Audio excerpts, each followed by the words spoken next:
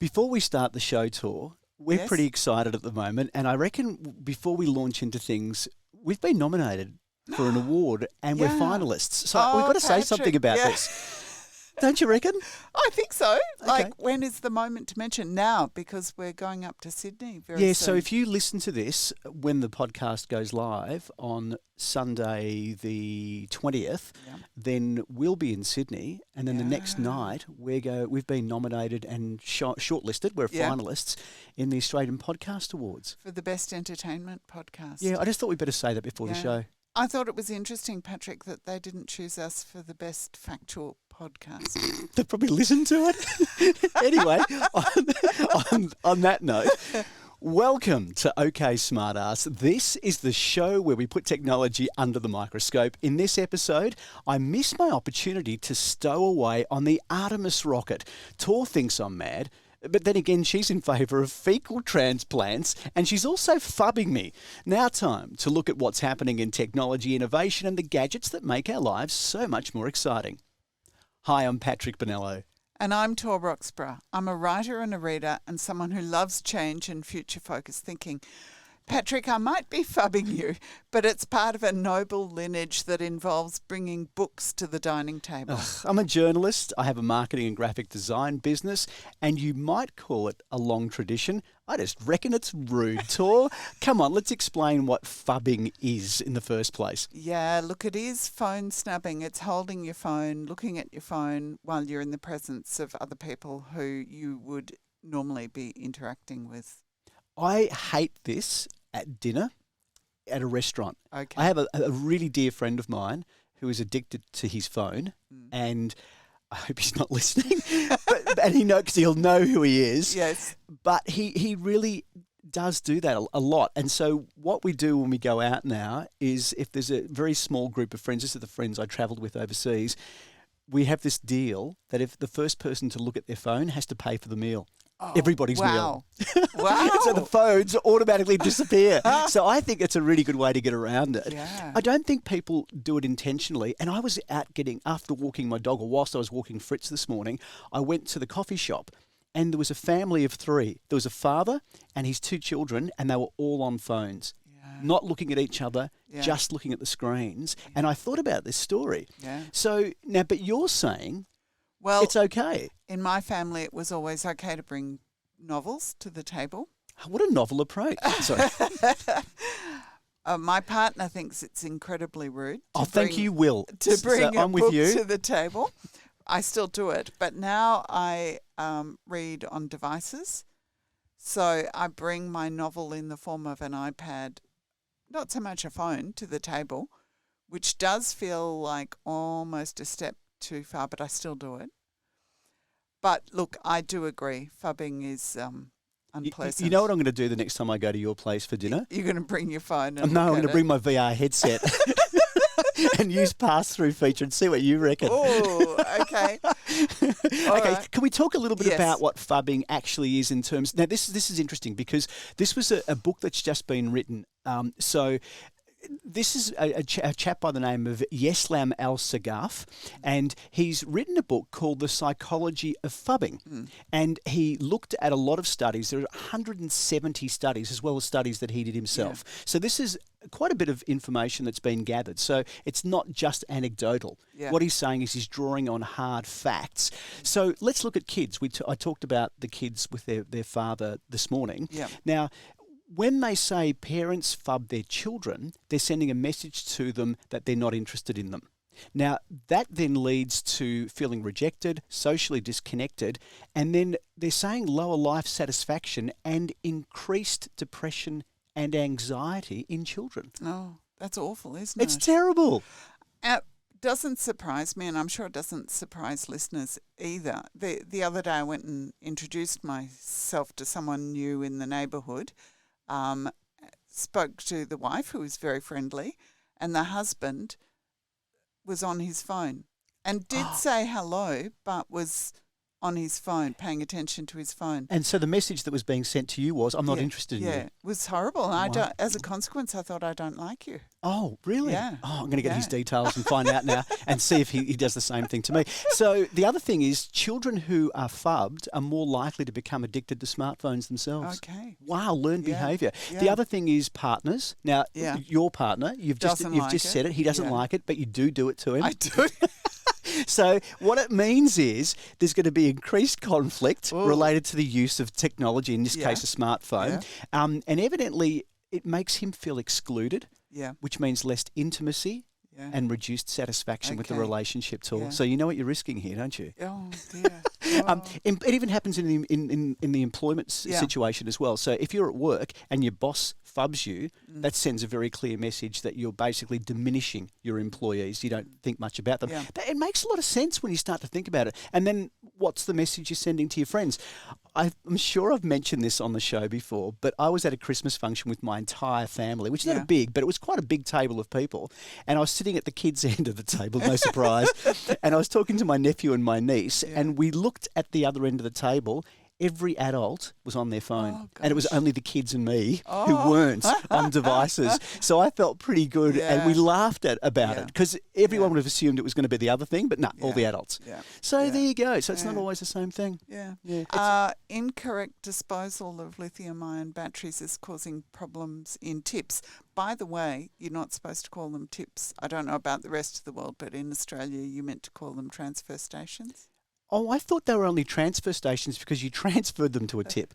No, really, I did. No. Because they don't dispose of them there. I thought it's a transfer station because it's just a transit until it goes to a landfill, which is a tip. Well, yes, I think that is true, but I mean, everybody calls them the tip. I don't know. I think we need to have another bet. Upset because I've already got a movie ticket out of you for the Aliens one. No, really. I thought it was a transfer station just because it's been transferred. It's just a standing point or a holding yard, and then it goes on. I thought it was meant to imply that they were doing something really ethical in terms of recycling. Okay, in Queensland. Yes, in Queensland there have been fires. There's fires. I know. I couldn't believe it. Up to 5 fires a day. Can you believe that? Yeah, absolutely. So waste management workers there are really putting their lives at risk because the problem with these lithium-ion batteries is they explode. And that's why there's all these restrictions on them when you travel on aircraft. Yeah. So this is really a problem. But then it begs the question, how do we safely dispose of lithium-ion batteries? They're in everything. Well, that's the other thing, that the spokesperson was saying they don't think people are being deliberately harmful. They think people are not realising that there are lithium-ion batteries in all of these different things. Whippersnippers, lawnmowers, hand tools, golf buggies, vacuum cleaners, you name it. Exactly. They're in everything. Yeah, maybe even nostril hair clippers. Who knows? Probably. Oh dear. It's putting workers in danger. Yeah. And I know that at our local Shire Council, my sister-in-law in Canada laughs when I say I live in the Shire. Yeah, she thinks I'm a hobbit. Yeah, we've got friends in Singapore who go, we want to come to the Shire. So workers are in danger, seriously. Yeah. And I found out, though, that we have an e-waste system at our Shire, at our transfer station, and it's free to use. Yeah. So you just get everything in the car. I'm just worried that my car might explode on the way there. Oh, I've got so much stuff, but I do need to get rid of it. But the reason I haven't got rid of it is because I've known not to take it to the tip, and I wanted to do it ethically and make sure that a lot of these lithium-ion batteries need to be disposed of safely. Yeah. So one easy way for people in Australia, if they haven't got it locally at their tip, is to take your batteries to Bunnings, and Bunnings say, please put a bit of tape on the top of them. Yes, you mentioned that. Apparently they can have a residue charge. And then it could cause a fire. There you go. So tape up the ends of the battery. There is a batteryrecycling.org.au in Australia where you can search for where to recycle your batteries, and that does seem to be more for commercial use.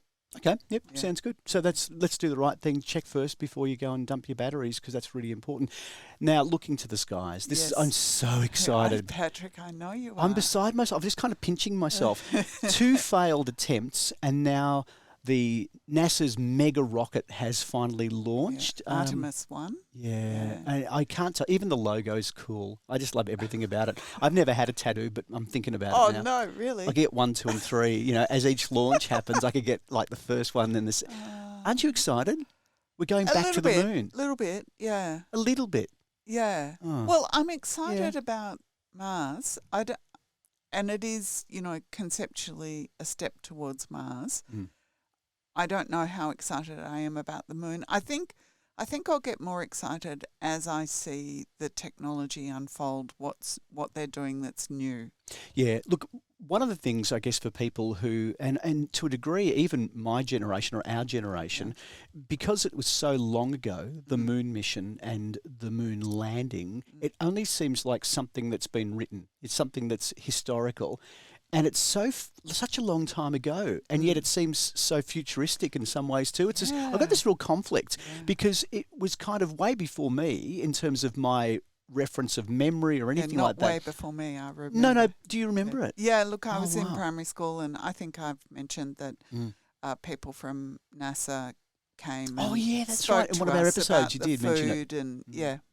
And so, and I think I also mentioned that when they had the 50th anniversary, they replayed the entire mission as it unfolded, and I had it going live. So at 4 a.m. in the morning, I'd just get up and watch the mission, and I felt like it was really happening. My staff thought I was a lunatic because I'd have it running in the background while we were working. So it was like, oh, I'm so excited. Wait a minute, mate, we're about to land. And they're all looking at me like, what do you mean we're about to land? That was 50 years ago. Oh, I know, but it was 50 years ago to the second.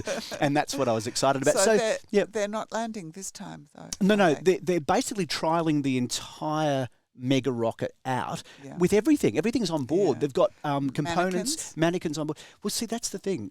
I personally would like to have been a stowaway. If I could have sneaked on board, I would have been a stowaway. Oh, everything's there. Oh. Why not just jump on board and say, look, I'll give it a try. Food, Patrick? Well, I could just take a packed lunch.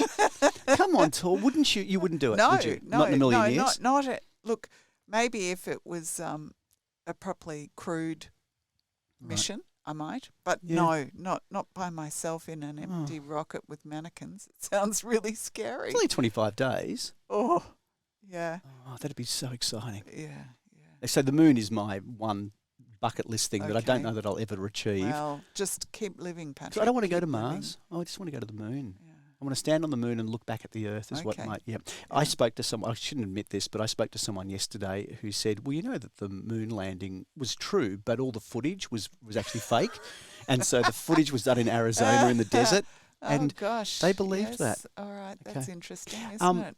One thing that isn't fake are drones. Yes. Because I love my drones. And interestingly, I've been flying the same brand of drones, and it's a DJI, and DJI is a Chinese company. Yeah. And they're really working hard at the moment to push back at the fact that the United States has recently been listed by the Department of Defense on their official blacklist for having close ties to Chinese military. Okay. This is a hard one for Chinese companies. Yeah. We saw issues with companies like Huawei, and that impacted massively. But what does this mean for a company like DJI? And what they've come out and said is, look, we do make the most drones in the world, consumer drones, but we're not responsible for what happens once the drone leaves our warehouse. Yeah. So in the same way, if someone is a drunk driver and gets behind the wheel, you're not going to blame Ford for what the drunk driver did behind the wheel of a car. I mean, a car is a weapon. You know, if I go and buy like a baseball bat or something to play baseball, but I use it as a weapon, well, the company that manufactures has got nothing to do with that.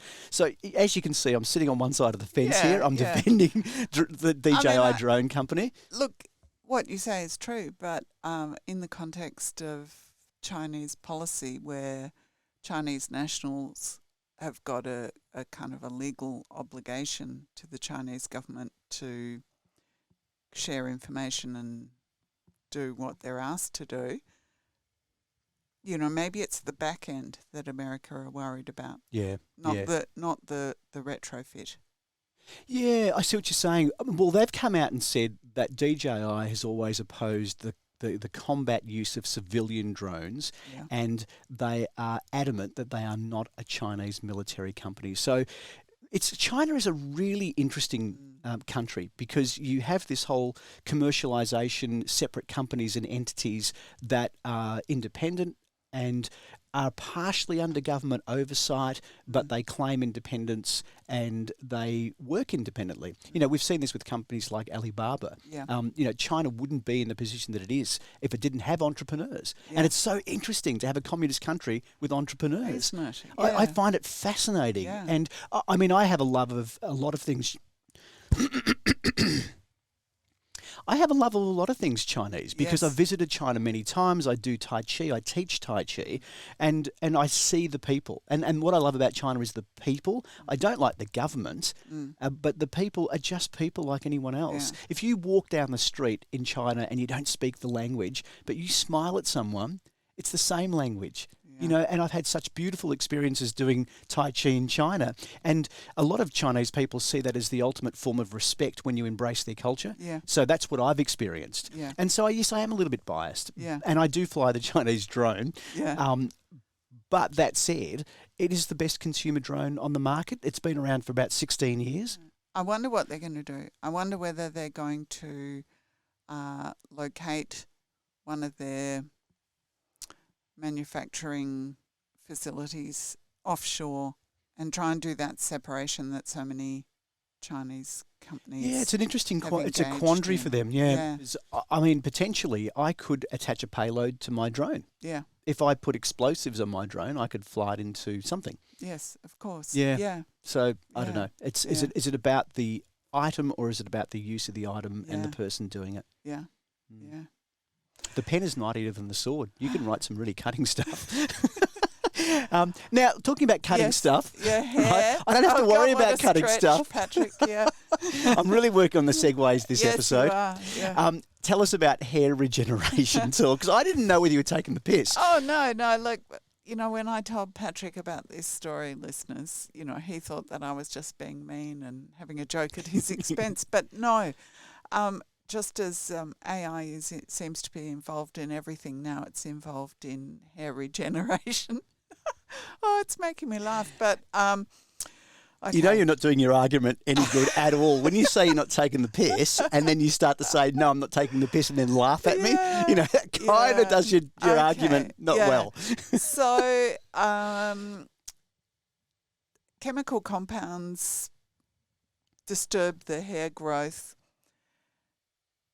and natural antioxidants are what protect your scalp against those chemical compounds. So they've tried to synthesize those compounds and they've had sort of not fabulous outcomes.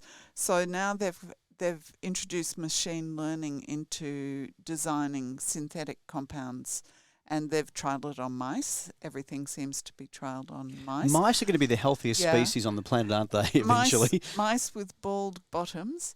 And okay, thanks. I'm not sure how to take this story. It's done really well. It's regrown the hair. So we'll see. I mean, that's a while away from coming to humans, but hair regrowth via AI is quite a possibility. Would you grow your hair back? Well, I think about Jason Statham, The Rock, and all those famous actors who have made their lack of hair almost their, you know, trademark, haven't they? You know, you look at these tough guys in Hollywood and you think, gee, you know, that's kind of pretty tough. And for a while there, a lot of AFL football players shaved their heads as well. So I think it's become less of a stigma. I mean, at the end of the day, I've never done the comb over, and I started kind of thinning up, you know, I guess when I was in my 20s, which is pretty upsetting. Yeah. I think if I was in my 20s and this technology was available, I would have said yes, absolutely.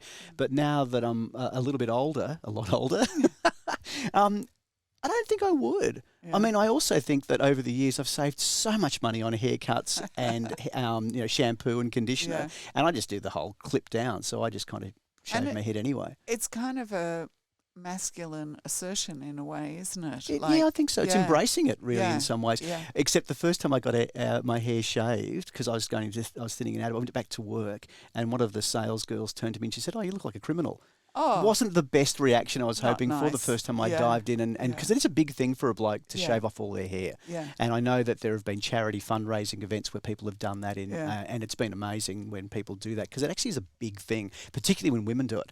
Yeah. Because that's a really ballsy I'd like move. to do that one day. Wow. And you know the one thing that you're either lucky or not lucky with is the shape of your head. Oh, yeah. Because some people have funny shaped Yeah. heads, and I'm so lucky that I don't. You've got I don't think I have. Yeah. So there you go. Now, Tor, I was intrigued and revolted by the next story, and this is one. So I would stow away on the Artemis spacecraft before getting a fecal transplant. Okay, so look, I think most people are probably familiar with the concept, but you have a biome in your digestive system. It's either a really healthy one that keeps you mentally happy and free of digestive problems, or you have a bad one. And sometimes the bad ones are caused by antibiotics, and there can be a proliferation of C. diff, and that can cause all sorts of unpleasant symptoms and can even be fatal in the extreme cases. So they've developed this process whereby you do a fecal transplant. So they harvest Wait a minute. from Now, a donor. Can I just wait a minute?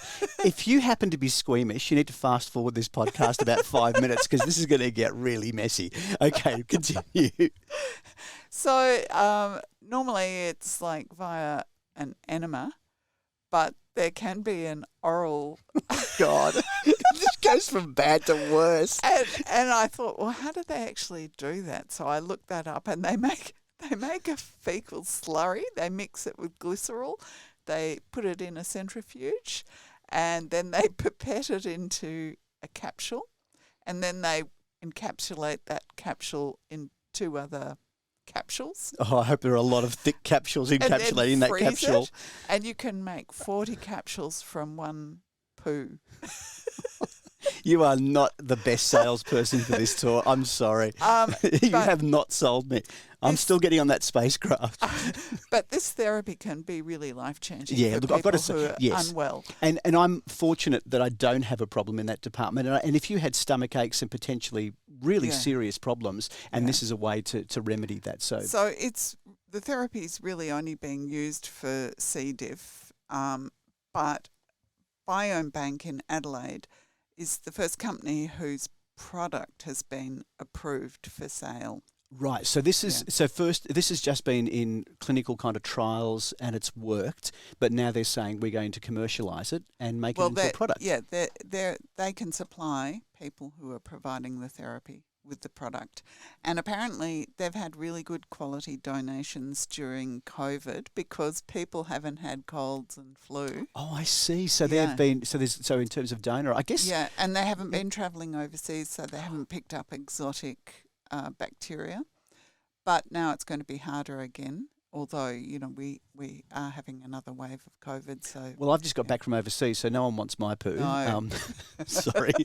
Maybe you could sell yours, Tor. They are working on synthetic fecal transplant material. See, now the sales pitch is working for me. Yeah, but they're not there yet. Right. Okay. Can we stop talking about this and go to something else? Yes. I don't think you're going to like this next story any better, Patrick, because it is a male contraceptive implant. So it's being trialled at Epworth Freemasons in Melbourne. What they're doing is they're injecting a gel into the Vens deferens. Yeah. Okay. Yeah. And it lasts for, I think, 2 years before dissolving. You and I had a little look at a diagram, trying to work out how they'd inject it. The vas deferens, we're looking at where it is, and it sits quite high, just underneath the bladder. Yeah, but it goes all the way down to the testicles. So so I'm not sure whereabouts they do. Probably into the top of the testicles. Oh, see, now you're not selling me on this either. Yeah, I'm not liking that either.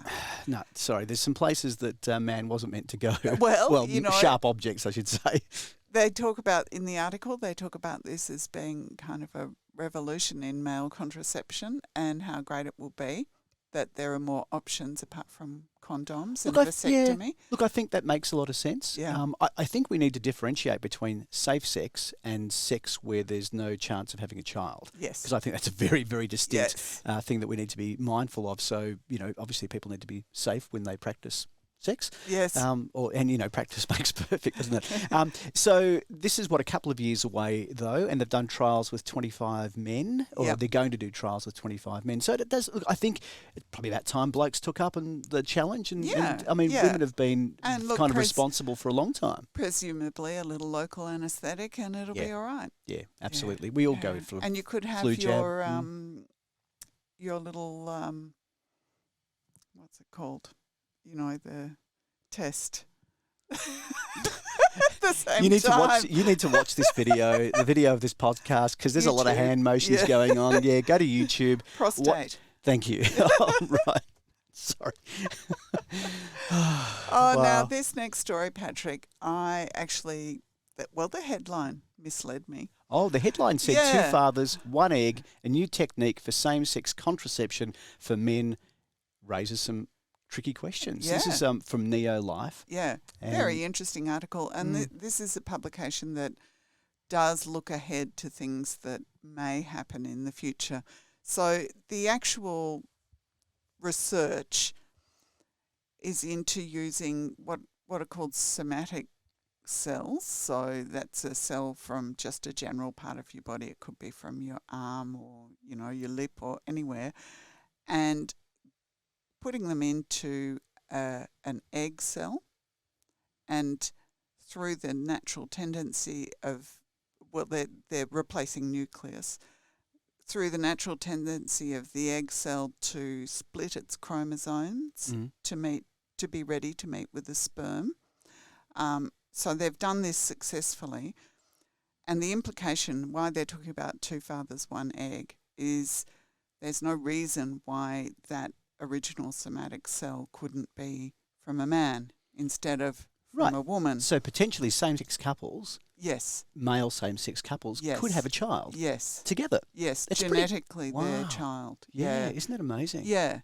So I suspect that the purpose of the research has been to improve options for IVF, but the implication certainly is that in the future, and they're talking about this technology which they're using on mice at the moment. Man, those mice, now they can I breed know. together. They do everything. They've And got have hair, hair. they can breed, they don't have cancer. Wow. Yeah, so 10 to 15 years before it's ready for people. Yep. And, possibly male babies. Where's the fetus going to gestate? Oh, well, yes. Look, either in a surrogate or it's going to be... In a gel solution. Yeah, could be an external uterus. Wow. Because, in recent times, they've had lamb fetuses growing for a number of weeks in an external uterus. So. Can I just shout out to all the Monty Python fans? They know the reference I'm talking to. So that's interesting, Tor. It is interesting. How do you feel about it, Patrick? Well, I don't have a partner at the moment. No. So it begs the question that I'd still need to find a partner.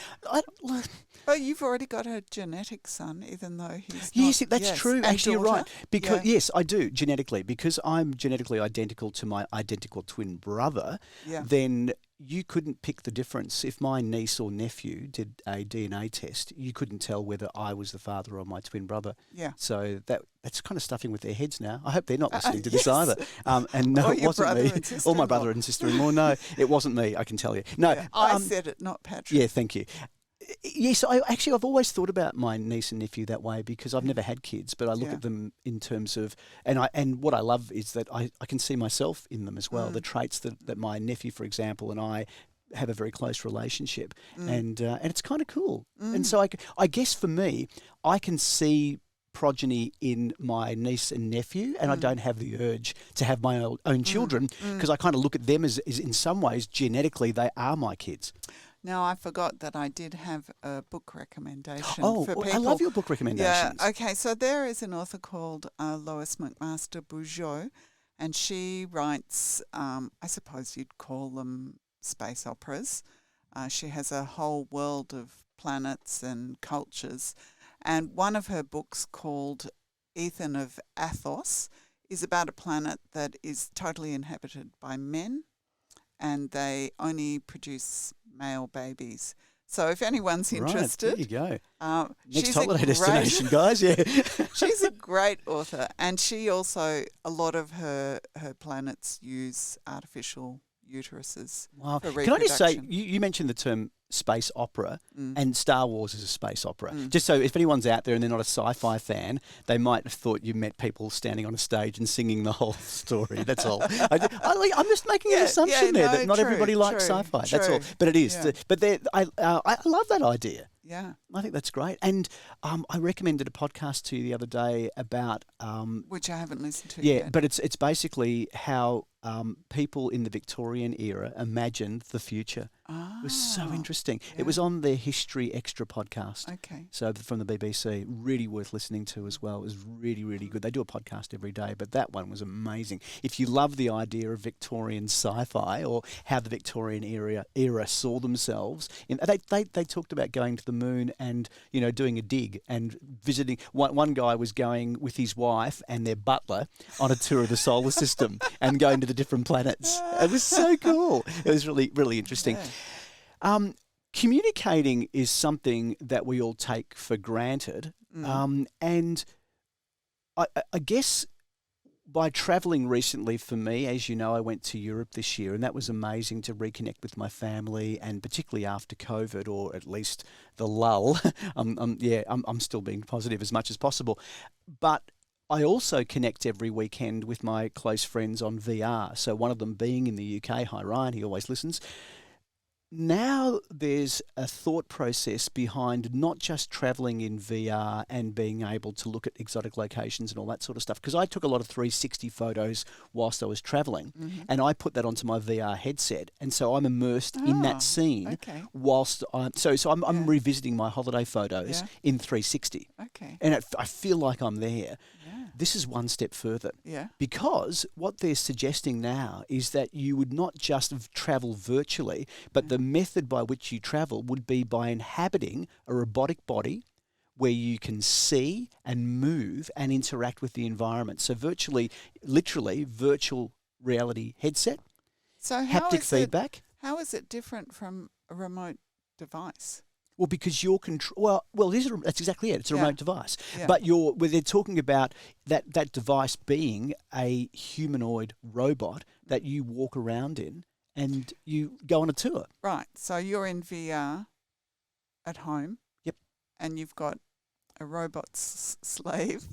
Well, no, you've got a robot mechanism that you're inhabiting. So you see through its eyes, you hear through its ears. When you look down, you see its robotic hands, and you can interact with the world. And the way that haptic technology is working now, when I play VR, I feel vibrations, and I kind of interpret them as interactions in the virtual world. But they're talking about, and we'll talk about this in a moment, kind of a robotic a skin that has electrical impulses that will allow you to feel touch.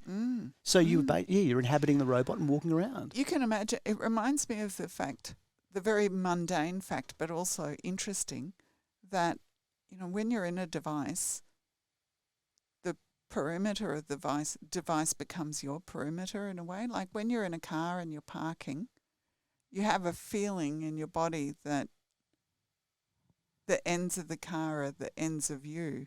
Oh, okay. Yeah. Yes. And so I guess it would be the same feeling with the robot that you're virtually inhabiting. I think even more so. Yeah. Because if you think about it, if there was a really definitive haptic response, if my cousin walked up and gave the robot a hug and I had a whole suit on that gave me haptic feedback, I could feel that hug. Yeah. And I could talk in real time. Yeah. It would be amazing. Would you do would. it? And think about the carbon offset in terms of what damage it does to travel. I don't think it'll replace travel at all, but I can really? imagine, I think what it would be great for those social family situations, and it might also that you wouldn't necessarily travel for. So like a cousin's birthday. Maybe you're not going to travel to America for it, but you could be there in the robot. Yeah. But also extreme or dangerous conditions. So like the Artemis rocket. You would be the robot sitting next to me, wouldn't you? I would. Got it. Okay, just thought I'd throw that one in there. I'm excited about it. I'm excited about the new haptic feedback that you can get. So it's called WeTac, Yeah. and WeTac is almost That's like a the second skin, and it uses little tiny electrical impulses to mimic muscle movement, to stimulate your muscles, to make it feel like you're touching. And we've spoken many times about the idea of, hot and cold and even taste potentially down the track as well. So you could even have a meal together. And this fortnight, you've also been excited about headlights. Patrick, tell us, how can headlights be exciting? Oh, come on, Tor. Broaden the scope of your world. No. Well, okay, so I was reading up on headlights, and Volvo has been trying to get a specific type of headlight, projector headlights, into the US market. What's different is, if you think about the very basic initial headlights, they were just a halogen lamp or whatever shining out, and you had low beam and high beam. Now we've got headlights that are LEDs, and they, as you're turning a corner, they can adjust so that you're kind of adjusting the beam to go around the corner a little bit while you're turning. These new headlights are so cool, like so cool. Think of laser projector, right? You're driving down the road, you've got high beam, everything's beautifully illuminated, and a cyclist starts driving towards you.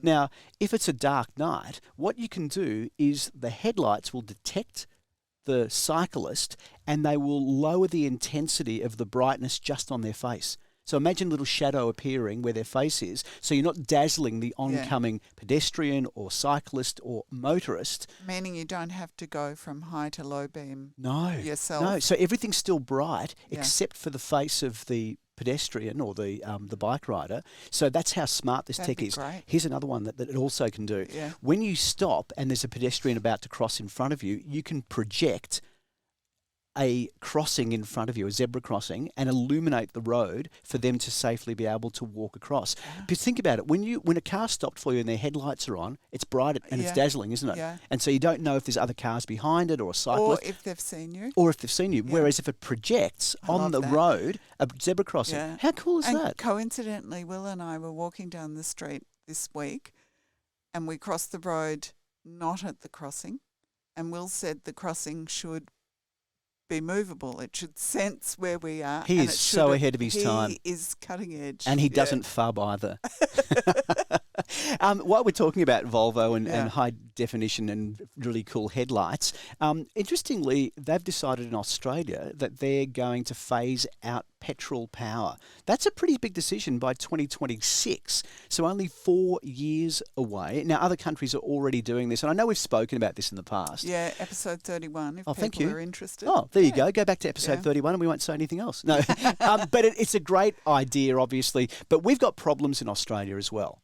Oh, lack of charging stations. Lack of charging stations. Yeah. In the Sydney Council at the moment, because we're going to Sydney at the weekend, if anybody wants to know, we're hopefully, we're part of an award ceremony. Yes. But I know. Did we mention that? No, maybe at the start. In Sydney, they're saying, okay, get electric cars, but don't be drapesing your power lead from the front bedroom. Yeah, there were some photos of people putting extension cords through trees and over pavements. Yeah, not safe, is it? No, which would be my only option. Oh, yes, where you are. Yeah, you'd have to do the same thing. You can't get an electric car at all. No, Sorry. You can park it at my place. Well, not until we get either public ones on the street or petrol stations start supplying charging stations. Or a la Tesla, not the Tesla car, but the inventor. No, the inventor Tesla, where he wanted to beam electricity via the air, so you could actually just have electricity floating in the air and your car would just be charged constantly. Or a solar car. Or a solar car, yeah. Well, Norway had the first solar car that went. Well, coincidentally, Norway is the first country that's going to ban the sale of internal combustion engines. Well, that's for new because they have solar cars. Why wouldn't they? Yeah. 2025 for wow, them. that's pretty exciting, isn't it? So anyway, this is one thing that's vitally important. If we're going to have the infrastructure in place, that's the thing to do. I'm just absolutely flabbergasted by the fact that AI could actually read your mind. Yeah, well, it might be a slight exaggeration. Oh, really? I was so excited. Look, it was only a few episodes ago in 37 that we were talking about AI looking at brain scans of people listening to Alice in Wonderland and I can't remember what the other story, The Old Man and the Sea. And that AI system was kind of doing a multiple choice thing, being presented with some possibilities based on reading the scan, what people might be hearing. But now this is the University of Texas at Austin. They've gone further. They've had people in scans for 16 hours listening to stories, and I'm going to give you a sentence of the story the people heard, which was, that night I went upstairs to what had been our bedroom, and not knowing what else to do, I turned out the lights and lay down on the floor. So that's what the participant heard. The AI translated from the scan images. We got back to my dorm room. I had no idea where my bed was. I just assumed I would sleep on it, but instead I lay on the floor. Whoa. Really close. Oh my gosh. Yeah. This is mind reading. Yeah. Now, the researcher says, calm down, because no one's going to be reading your mind unless you're in an MRI machine for 16 hours. So, you can relax. But it's amazing. We could do that on the Artemis mission. I'm sitting there for how many days? 24 days not doing anything. You just clap one of those on the head. But wow, imagine for people who are non-verbal. Wow. Incredible. This is really amazing for people, as you say, people who are non-verbal or people who, for whatever reason, have got degenerative illnesses that cause them not to be able to then be able to speak. This would be fantastic, wouldn't it? Would be. Wow. Yeah, that's maybe great. they'll have a portable machine. Oh, that eventually. would be. Yeah, and then I could take it to the moon with me. You've been listening to OK Smartass, the podcast brought to you by a Nerd and a Smartass. I'm Patrick Bonello, and you can contact us by visiting our website at oksmartass.com or email nerds@oksmartass.com. I'm Tor Roxburgh. If you like getting suggestions for books, podcasts and viewing, you can find my newsletter via Facebook and Instagram. We'll see you again in the next episode. If you'd like to help with the show, please do tell a friend, share a post online, or take the next step and support us via Patreon. Just go to patreon.com/OKSmartass to sign up. And thank you to our Patreon supporters and our listeners who get in touch. If you like what we do, make sure to hit the subscribe button and share with your friends.